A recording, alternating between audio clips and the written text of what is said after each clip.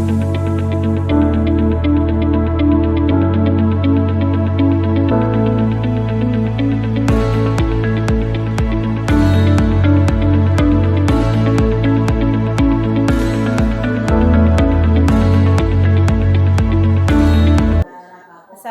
warahmatullahi wabarakatuh. Perkenalkan, saya Barabarik Lana Fama, CGP Angkatan 8 dari SMK Negeri 4 Sijunjung, Kabupaten Sijunjung. Hari ini saya sudah bersama Ibu Nur Aulia Rafika. Pada saat ini kita akan melaksanakan praobservasi dalam kegiatan coaching supervisi akademik. Selamat siang Bu Nur Aulia. Selamat siang Ibu. Bu Nur Aulia Rafika ini biasa dipanggil dengan Ibu Yaya. Bu Yaya, besok insya Allah saya akan melakukan observasi kelas di kelas Ibu Yaya dengan mata pelajaran OTK Kepegawaian ya Bu Yaya. Selamat siang Bu Nur Aulia. Selamat siang Bu. Apa yang ingin Ibu Nur Aulia capai dari kegiatan observasi besok pagi Bu? Ya, mungkin saya mulai dari masalah dulu kali ya Bu ya. Jadi kan besok itu saya mengajar di kelas 12 OTP 1. Mata pelajarannya OTK Kepegawaian. Jadi di kelas ini antara perempuan dan laki-laki itu cukup seimbang gitu Bu. Jadi yang laki-laki ini kan kebanyakan anak-anak saya itu gaya belajarnya sepertinya kinestetik gitu. Nah terkadang kinestetiknya itu mereka itu bukan untuk diri mereka sendiri tapi sudah mengganggu ke teman-temannya yang lain gitu. Jadi proses pembelajaran jadinya agak terganggu gitu. Jadi teman-temannya ingin mencatat atau yang ingin membuat tugas terkadang terganggu oleh teman-temannya yang kinestetik yang laki-laki ini. Oh, jadi permasalahan utamanya pengelolaan kelas ya. Iya, itu terutama untuk anak-anak yang mempunyai gaya belajar kinestetik gitu ya, karena anak kinestetik kan terbiasa dengan aktif ya Bu Yaya ya. Jadi apa yang ingin Bu Yaya capai dari observasi besok? Ya, jadi saya ingin gitu semua anak-anak ini, semua siswa saya di 12 OTP 1 itu mampu memahami materi pembelajaran yang saya berikan meskipun gaya belajar mereka berbeda-beda gitu Bu. Jadi bagaimana anak-anak yang biasanya audio, visual, yang suka mencatat atau memang suka mendengarkan atau aktif berbicara, dan yang termasuk yang kinestetik yang memang harus kita perhatikan lebih gitu, mereka mampu memahami pembelajaran yang saya berikan dengan pemahaman yang sama gitu Bu. Jadi pengen Bu Yaya ingin mengelola kelas dengan sebaik-baiknya gitu ya. Kalau menurut Bu Yaya sendiri yang sudah dilakukan selama ini dari rentang poin 1 sampai 10 untuk di kelas tersebut, kira-kira di posisi berapa? 1 sampai 10 ya Bu. Saya kira yang sudah saya lakukan ya untuk pengelolaan kelas mungkin 6 atau 7 gitu. Berapa yang ingin Bu Yaya capai? Ya kalau rentangnya 10 berarti ya 9 atau 10 lah Bu yang sempurna. Yang sempurna gitu ya. Apa yang sudah Bu Yaya lakukan sebelum-sebelumnya untuk mencapai biar pengelolaan kelas di kelas tersebut maksimal? Apa yang sudah dilakukan sebelumnya? Oke. Yang sudah saya lakukan ya Bu, saya kan setiap minggu masuknya 3 kali pertemuan karena dia jamnya ada 7 jam. Nah saya setiap masuk itu saya sudah membagi tempat duduk gitu, dan tempat duduknya itu anak-anak yang kinestetik memang saya letakkan atau tempat duduknya saya buatkan di belakang gitu Bu. Jadi teman-temannya yang suka mendengar, yang menyimak atau memperhatikan saya ketika menerangkan itu saya letakkan di depan, dan teman-temannya yang gaya belajar kinestetik ini saya letakkan di barisan belakang gitu supaya tidak mengganggu yang ke depan.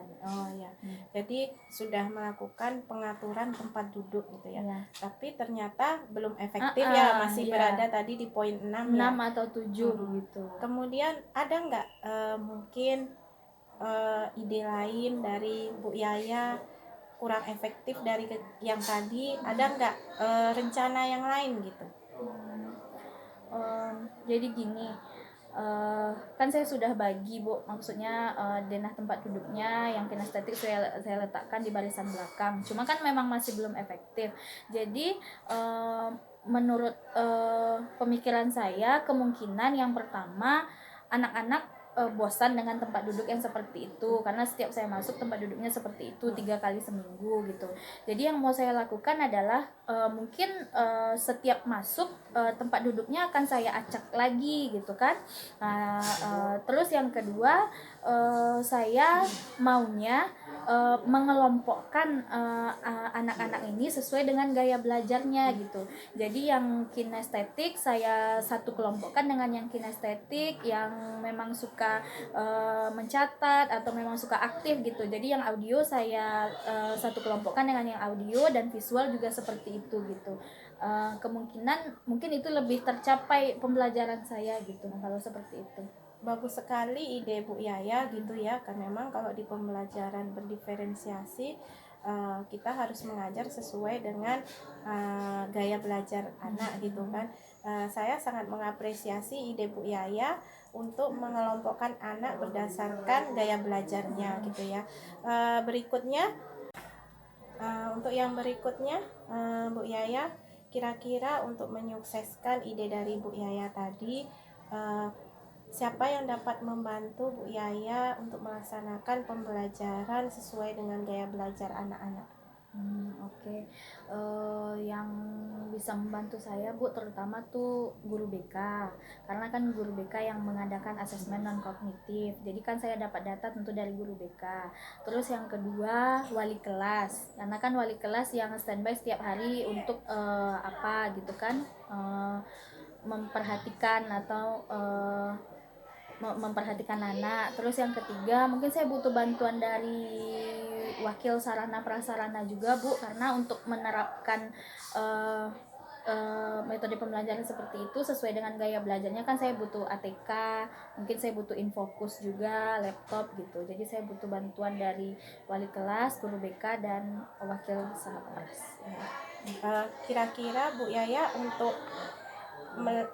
melanjutkan dari rencana Bu Yaya tadi, kira-kira apa yang akan Bu Yaya lakukan untuk menjaga komitmen Bu Yaya? Menjaga komitmen untuk melakukan itu. Ya tentu mungkin itu ya Bu ya. Jadi saya setiap mau pertemuan, besoknya mau mengajar gitu, tentu malamnya tuh saya harus yang pertama tadi kan mengubah kelompok, mengubah tempat duduk. Jadi saya setiap sebelum masuk tentu saya harus standby dulu untuk mempersiapkan kelompoknya, mengubah tempat duduknya, mempersiapkan semua administrasi pembelajaran gitu. Bagus sekali ya Bu Yaya ya, semoga rencana Bu Yaya dapat terlaksana dan kita bisa melaksanakan pembelajaran yang memang pembelajaran itu memang dibutuhkan untuk murid gitu ya. Jadi pembelajaran memang sangat dibutuhkan oleh murid dan berpihak pada murid gitu ya. Terima kasih Bu Yaya. Iya Ibu, sama-sama. Terima kasih juga. Sekian untuk kegiatan pra-observasi coaching untuk supervisi akademik. Untuk kegiatan observasi supervisi akademik akan dilaksanakan kegiatannya besok pagi. Terima kasih. Assalamualaikum warahmatullahi wabarakatuh. Waalaikumsalam.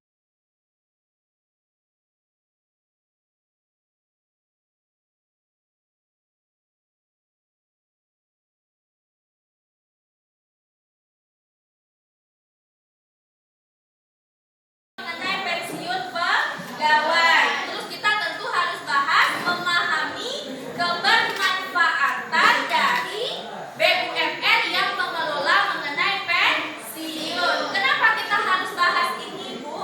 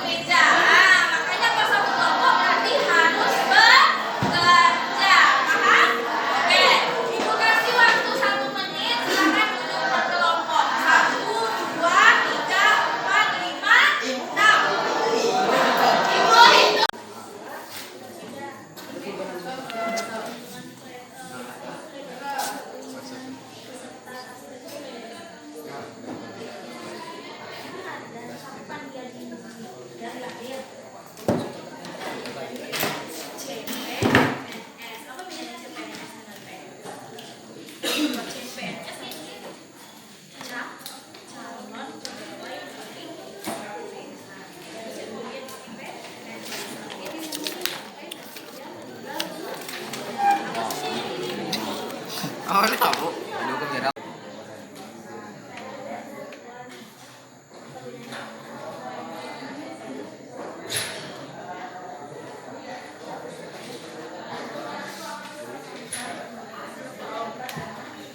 Ibu mulai.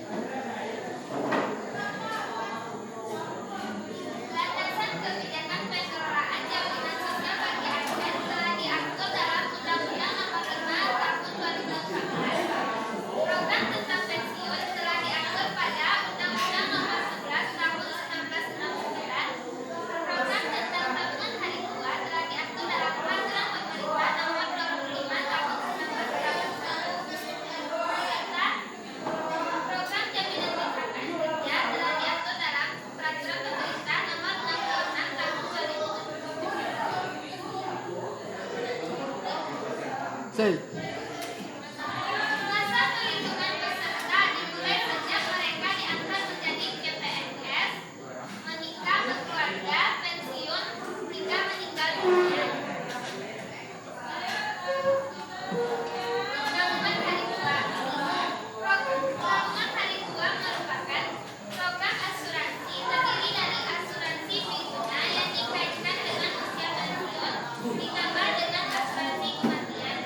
Penghitungannya yaitu 3,25% dikali gaji THP. Kepesertaan tabungan hari tua yaitu PNS dan pejabat negara. Manfaat asuransi kematian apabila 1. Peserta meninggal dunia, 2. Istri atau suami peserta meninggal dunia, 3. Anak peserta meninggal dunia.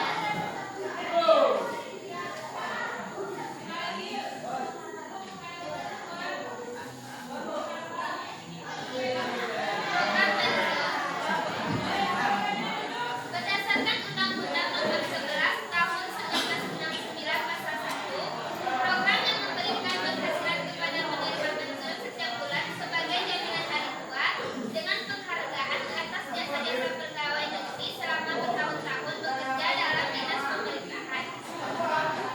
Keuntungan program pensiun yaitu 4,75% dikali gaji pokok. Manfaat program pensiun digunakan untuk 1. Pensiun bulanan, 2. Uang kewafat, 3. Pensiun terusan, 4. Pensiun janda atau muda ada yang piatu, 5. Pensiun ke-13, 6. Pensiun ke-14.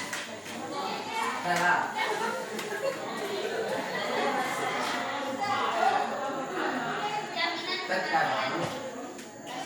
Jaminan kematian adalah perlindungan atas resiko kematian bukan garansi akibat kecelakaan.